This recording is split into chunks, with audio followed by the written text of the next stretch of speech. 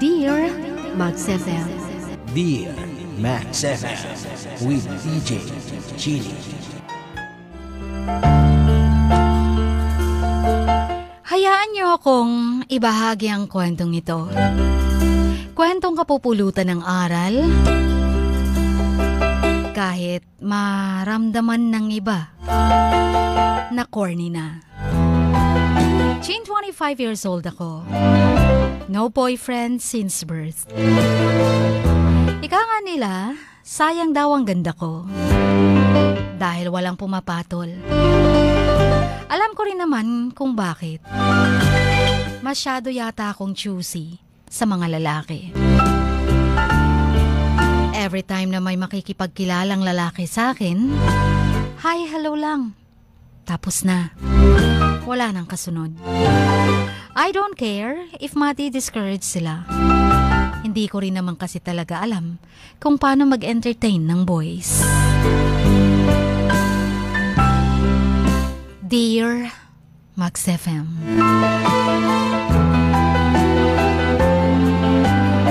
Itago niya na lang ako sa pangalang Restora. Pero ang kwentong nabanggit ko ay hindi sa akin.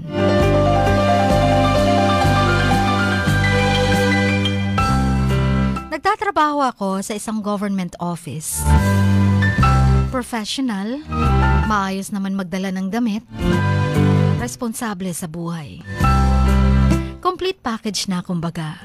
Ang kulang na lang, boyfriend/lover/husband. I don't know what should I call. Basta yun na lang ang kulang talaga sa akin, sabi nila. Until one day, I met a guy. And this guy made me fall in love. Sabihin na natin this is the story of my Christmas love affair. Dahil naganap sa buwan ng December. Sa office namin, kasama ko ang best friend ko. Office mate ko siya hanggang naging best friend. Itago natin sa pangalang Marie. Sabi niya, wag daw muna akong umuwi. Kasi may memo. Christmas tree lighting mamaya. Sabi niya. Okay, ang sabi ko habang nag-aayos ng mga papeles na nakakalat sa mesa ko. Sabi pa ni Marie, alam mo may bago raw na hottie doon sa kabilang opisina.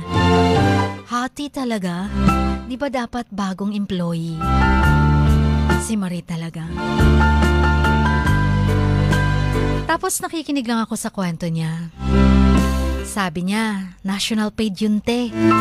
Besh, guwapo, bongga.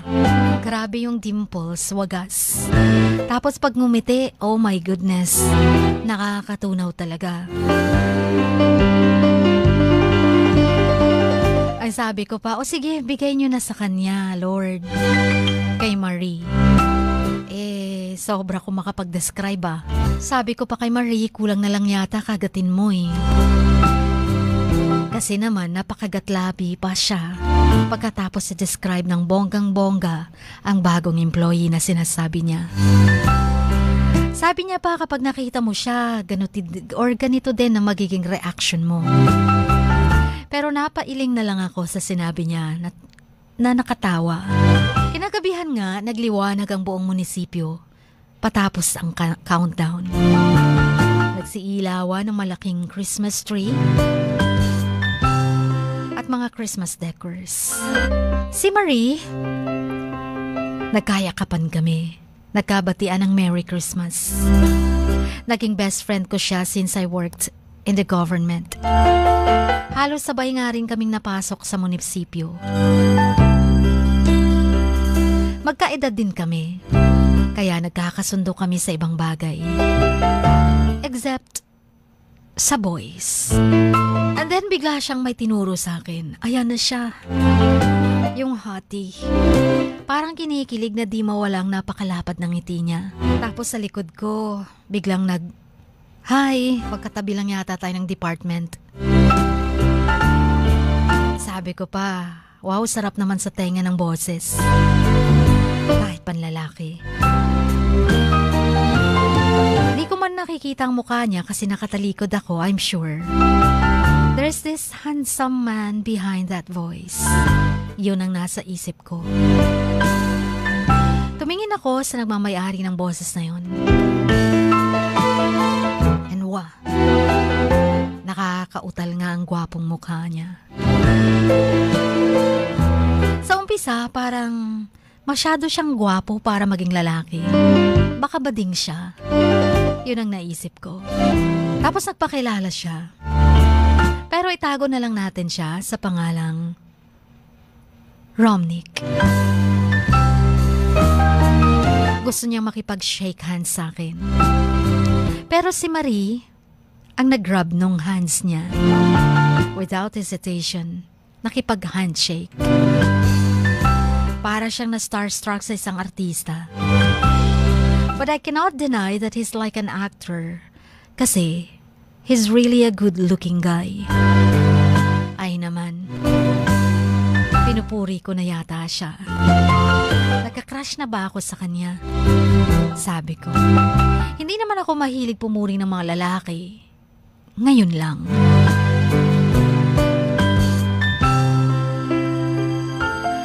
By the way, siya si Restora. Pakilala ni Marie sa akin. Sa kanya. With matching turo pa. Napahay siya ulit. Romnick pala. Pakilala niya ulit na ngayon ay may family name na. Nakalapag naman ulit yung kamay niya. Kaya nakipag-handshake na rin ako. Pangit naman kung tatanggihan kong shake hands, right? Kaya inabot kong kamay niya. Para akong matunaw. Napakalambot ng kamay niya. Mas magaspang pa yata yung sa akin eh. To make this story short, naging feeling close na kami.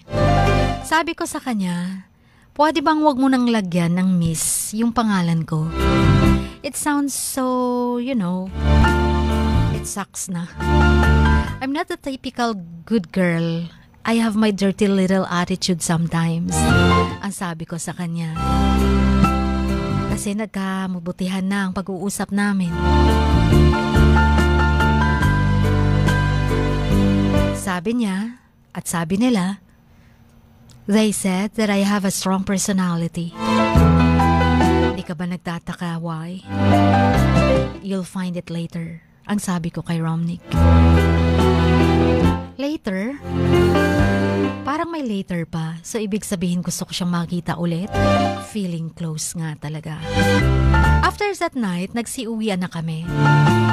Romnick offered us a ride. Tatanggi sana ako, kaso sobrang ambilis ni Marie. Sumakay agad sa kotse ni Romnick.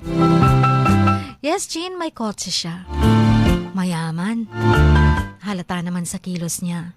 Sa mga suot niya, pati sa mukha niya, halatang halata. Kaya napaisip tuloy ako, bakit siya sa gobyerno nagtatrabaho?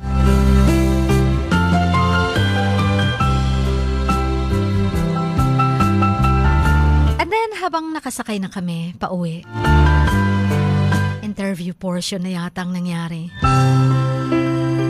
How long you've been working in the LGU? Kung ilan kaming magkakapatid. Tapos halos si Marie naman nang nakikipag-usap. Ako, tumatango lang.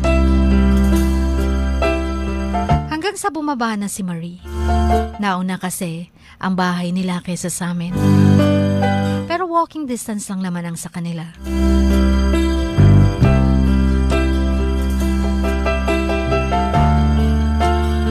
Nagkaalaman ng mga edad. Ilang taon ka na? 25 ang sabi ko. Matipid kong sagot. Ganito talaga ako kasi. Mabibilang lang ang sagot sa tanong. Lalo na pag lalaki ang kaharap.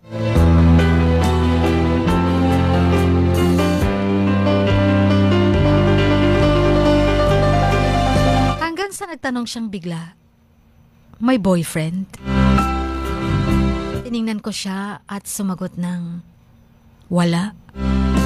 Sabi niya, sa ganda mong yan, Walang boyfriend. Pero sabi ko, sad to say, wala nga. Medyo choosy lang ako sa lalaki siguro, pero may nanliligaw naman. Pero parang feeling ko ang tagal ng oras. Ang bagal. Kinakabahan na ako sa takbo ng pag-uusap namin. Pero ang sabi ko, parang naliligaw na yata tayo. Hindi yata to ang daanan sa bahay namin. Tapos ang sabi niya, hindi ko naman kasi alam ang address mo.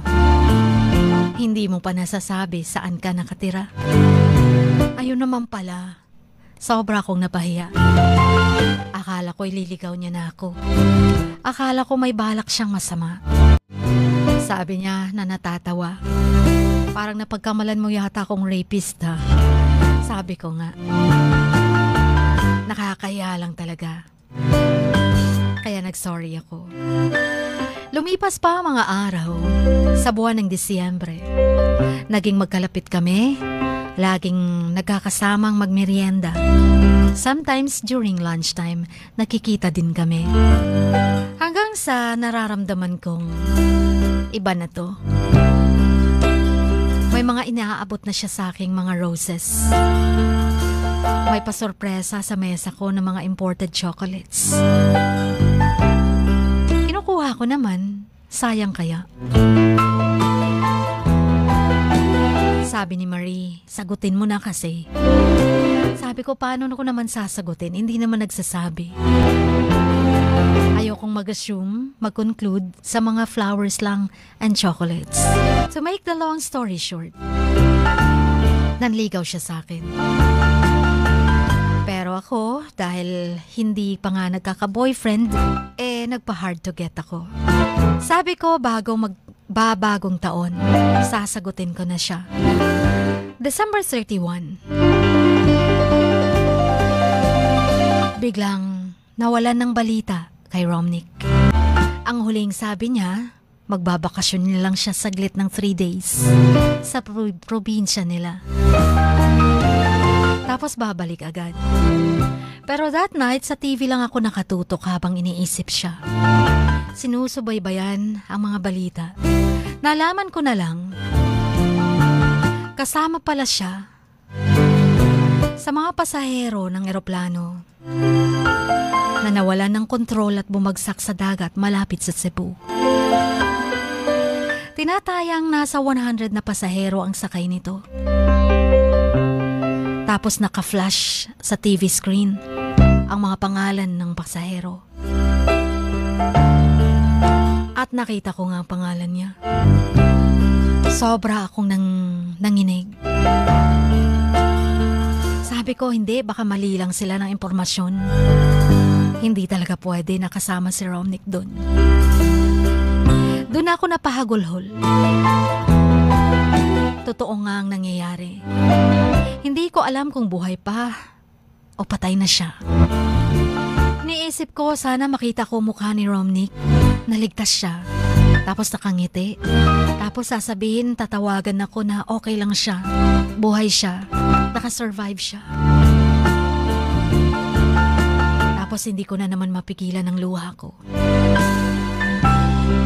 Sabi ko pa, Romnick, di ko pa nga nasasabing mahal din kita. Tapos ngayon iiwan mo ko. Tapos ngayon bigla-bigla ka na lang mawawala. Pakita ka na. Magparamdam ka.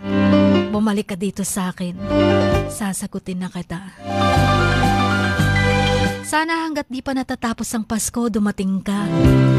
O hindi pa natatapos ang Disyembre, dumating ka. Nakangiti, may dalang bulaklak, may regalo. Sana joke lang ang lahat ng nasa balita. Sana surprise mo na lang to. Kaya Romnick, magpakita ka naman. Diba sabi ko, sabay pa tayong magsisimba. Sabay pa tayong kakain ng Noche Buena. Sabay tayong sasalubong sa bagong taon.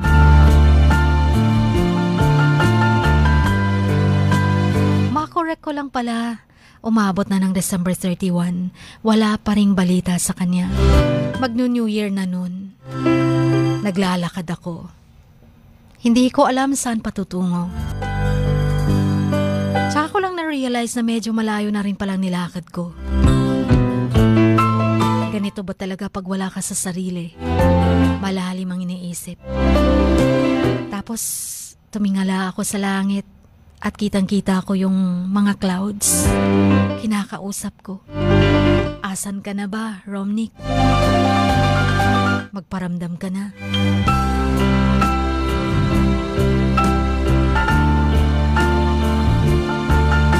Sabi ko, pupunta ako ng dagat.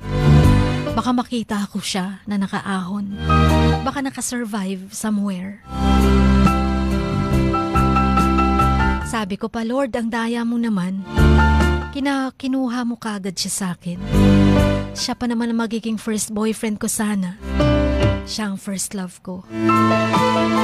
Tapos nag-uunahan na naman ang mga luha ko. Sumisigaw ako.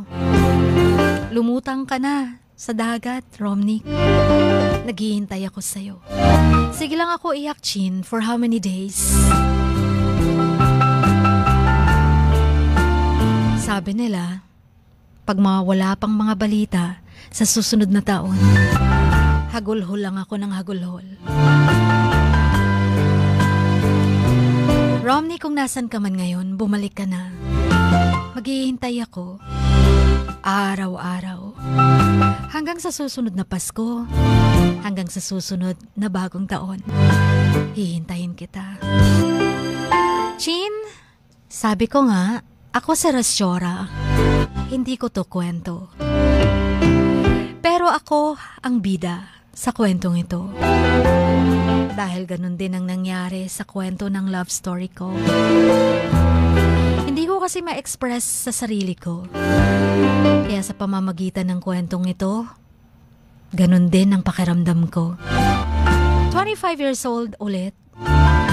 Magpapakilala ako.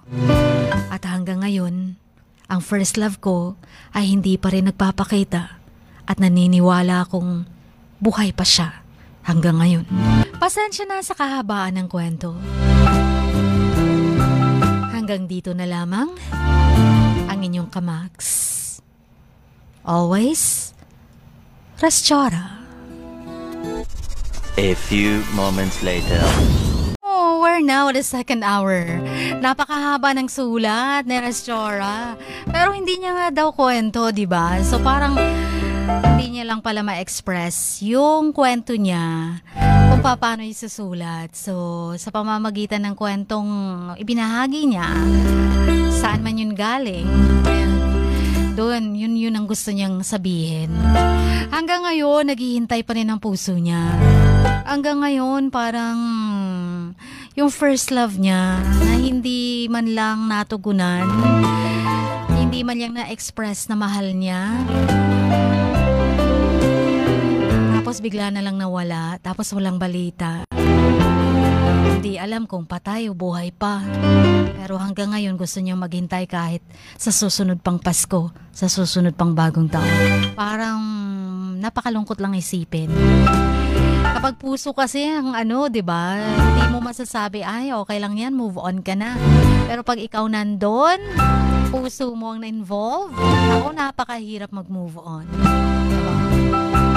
Kasi sometimes hanggat hindi mo nakikita yung katawan, yung patay na katawan, hindi ka maniniwalang patay na siya. Hanggat pwede pa, kaya pang tiisin ng isip at ng puso, alam mo, buhay pa siya. Parang ganun no? Kayo ba, kung kayo si Rasyora, hanggang ngayon ba maghihintay pa rin kayo? Hanggang ngayon ba maglulong pa rin kayo sa presence niya? Anyway, as of 2 p.m. today, the 3D Lotto Draw ang resulta sa Suertres as of March 26. The winning numbers are, nandun din ng 26, 602. 602. Ayan, niramble lang. Okay, anyway, natouch ako sa sulat mo, sender. Ang buhay nga naman talaga ng tao dito sa mundo, hindi natin malalaman kung kailan ang huling hantungan at magugulat ka na lang sa masamang balita na hindi mo inaasahan at katanggap-tanggap na nangyari, lalo na sa paki-open daw niyan si James James from Ani Faras Mastura. Lalo na sa mahal mo. Siguro sender dapat na talagang tanggapin na wala na siya. Sabi ni Aris Neri naman, sender, hindi talaga natin hawak ang ating buhay. Si God lang nakakaalam lahat. Lesson learned, sender, na kung mahal mong isang tao, pakita mo, iparamdam mo sa kanya bago mahuli ang lahat. At habang may panahon pa. Masarap magmahal at mahalin, sender. Huwag kang matakot magmahal. Kung nawala man siya, ay ibig sabihin ay may taong nakalaan pa rin para sa'yo. Hintayin mo lang at darating din yan sa tamang panahon. Ayan, take it from Aris Neri. Right? Ayan. Sabi naman ni Evangeline Bangot, for you sender, siguro di pa para sa'yo si Romnick kasi di pa naging kayo, nawala na siya agad. Siguro tulay lang siya para maranasang mong ma-in love, para pagdating ng tamang lalaki, alam mo na paano piliin ang taong tinitibok ng puso mo. Yung wala nang patumpik-tumpik pa. Parang ganun, no? Parang agad-agad dapat, wag mo nang pakawalan. Pag mahal mo, hindi mahal mo.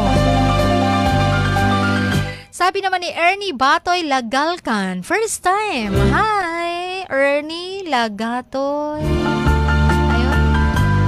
Asan yung message niya? Ernie. Nawala. Saglit. Sa baba daw konti. Ito. Ernie Batoy Lagalcan. Ayan. Pakishare nyo naman. First time yata. Ayun, umaakyat na naman siya, James. Nasa taas. Okay. Ayan, umaakit siya kasi nga merong mga nagme-message siya, no? So, nag-a-update siya. Sayang yung pagmamahal niya sa lalaki, parang walang nagkukulang yung pagmamahal niya. Sana nga, ganyan. Teka lang. At nag-a-update sa inyong mga mensahe. Ayun, sa baba.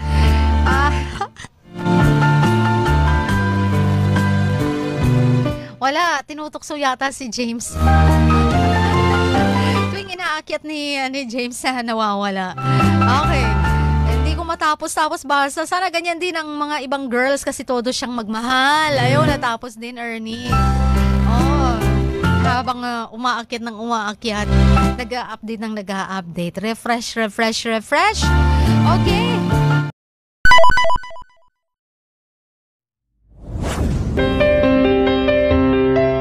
Sing like no one is listening. Love like you've never been hurt. Dance like nobody is watching. And live like it is heaven on earth. Dear Max FM. Dear Max FM with DJ Chini. Samahan si DJ Chini tuwing 1:00 hanggang 3:00 ng hapon, Lunes hanggang Biyernes sa Dear Max FM. Dear Max FM with DJ Chini. Ipadala na ang sarili niyong kwento, matuto ng leksyon at gawin itong inspirasyon. Dear Max FM with DJ Chini.